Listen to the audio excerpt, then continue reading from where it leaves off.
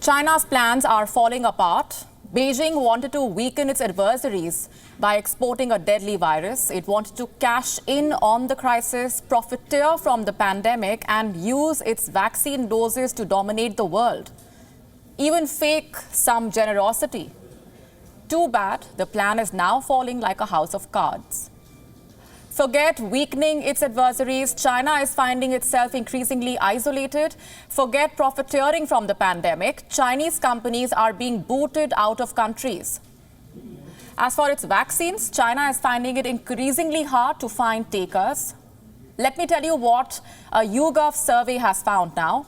Around 19,000 people in 17 countries and regions were distrustful of the Chinese-made Wuhan virus vaccines.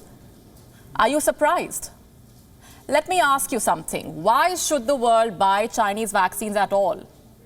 For starters, there are serious doubts about their efficacy. In Turkey, officials said the Sinovac trials showed a 91% efficacy rate. The number became 68% in Indonesia. It somehow climbed to 78% in Brazil. 50% efficacy was declared on the 12th of January.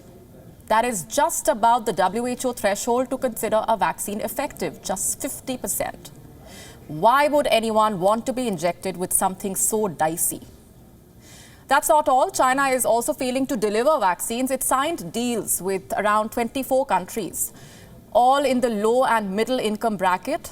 But Beijing has not been able to deliver.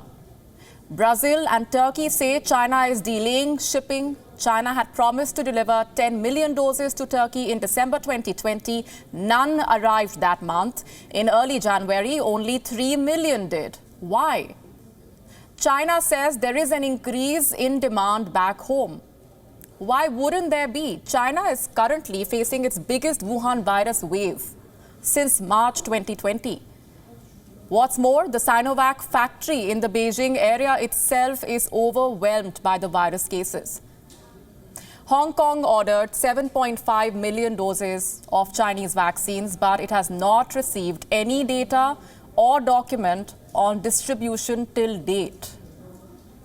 And then there are other countries like the Philippines, Malaysia, Singapore, where governments are being criticized for striking deals with Chinese vaccine companies.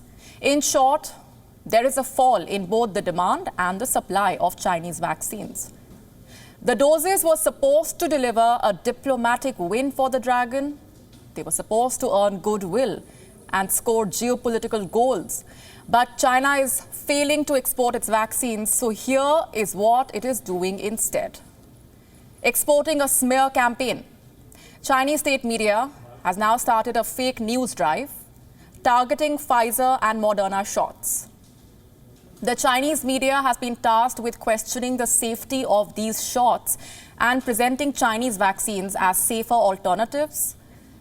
Some days ago, Chinese media had a lot to say about Indian vaccines and India's vaccine diplomacy, from blaming India for the halt of the Sinovac trials in Bangladesh to accusing Indian media of a smear campaign. China's infamous mouthpiece, Global Times, has done it all. It has used every word in its dictionary to try and paint China as a victim and blame other countries for China's blunders. Because what else will it say about Nepal inoculating its people with Indian vaccine doses, or Brazil, for that matter, receiving vaccines from India, even Bangladesh ordering jabs from India? These are the very same countries that China wanted to export its vaccines to. It promised to deliver, but never did. India, on the other hand, is delivering free vaccines to South Asian countries and exporting jabs to many other developing nations. It is a slap on China's face.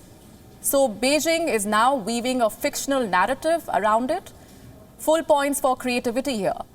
Its prologue was delivered by none other than Chinese President Xi Jinping. He sang tunes of peaceful coexistence at the Davos Virtual Summit.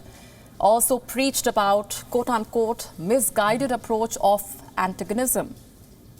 Well, dark humor cannot fix a botched-up PR campaign. WION now available in your country. Download the app now. Get all the news on the move.